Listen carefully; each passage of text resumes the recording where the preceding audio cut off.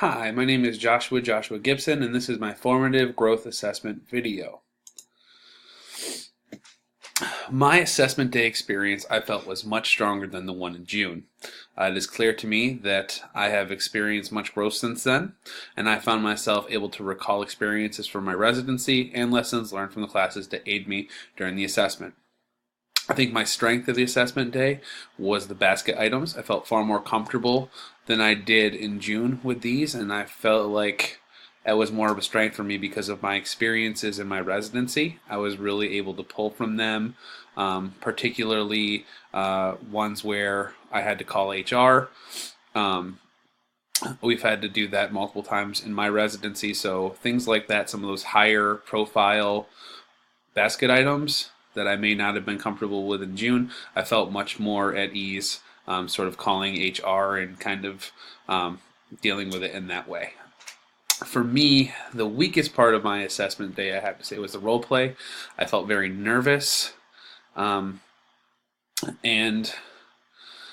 overall, I think I did okay, but I hold myself to a higher standard than that, and I felt that I let my nerves get the best of me. I did, however, really appreciate the feedback from Dr. Fazzarelli, which was really to be myself, to smile, let people see my personality, and be careful of how often I am apologizing.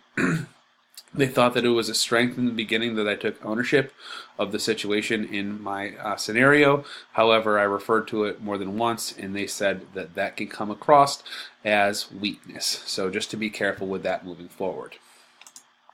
For my overall growth, I wanted to take a look at my principal residency sort of chart.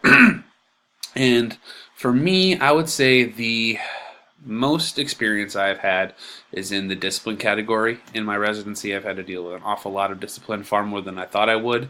But I would say that I am getting to be very comfortable with dealing with really any situation that is thrown my way. I've had, students go completely crazy and try to attack me. I've had to restrain students that I didn't want to have to restrain, but we didn't have any choice for their safety. I think overall I've gotten a really great experience sort of with that conflict management side of things. An area that I would really like to grow in more is my instructional side. I feel like I have experienced some growth there. However, as you can see on my graph, I don't spend nearly as much time doing instructional duties as I do in my discipline duties. So with that, I would like to talk about areas of growth, and we'll start first with instructional leadership. Initially, I felt very weak going into my residency in instructional leadership. I felt very self-conscious of not having any experiences in the core content for elementary school. But I have grown in that area by attending professional developments in guided reading, and also my principal has given me a book on Jan Richardson's guided reading. So that has really helped me specifically in the literacy aspect of instructional leadership. I was also very intimidated by all of the progress monitoring and the data that comes along with elementary school. But as the year has progressed and I've participated in the PLCs, I feel far stronger in this area of leadership. I've also worked really hard to make sure that I'm doing my walkthroughs. I have struggled with the amount of time that I put into my walkthroughs, so I created a walkthrough form that I'll share with you here. This is based off of the walkthrough form that was given at East Lawn.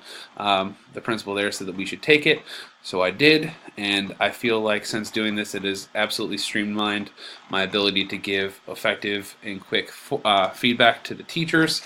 At first, I was getting frustrated because I couldn't actually give the feedback as quickly as I might have wanted.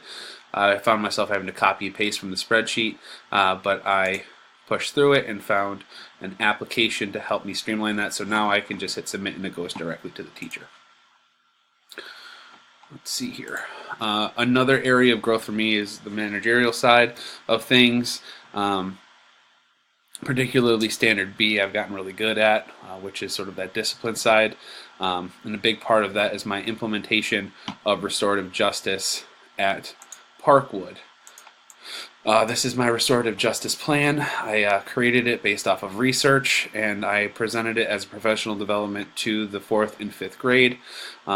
Through this, I feel like it has lowered a lot of the discipline, particularly with our non-high flyers, so kids that are just having drama with one another that aren't particularly in trouble all the time. I feel like the the circles have been very successful in nipping the behavior in the bud.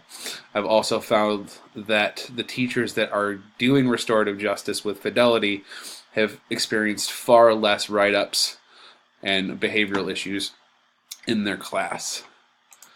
Another area of growth for me has been micro-political leadership. I feel as though this was I was kind of a confusing standard for me for a little while, not because I didn't understand it, but mostly because I didn't understand how to document it.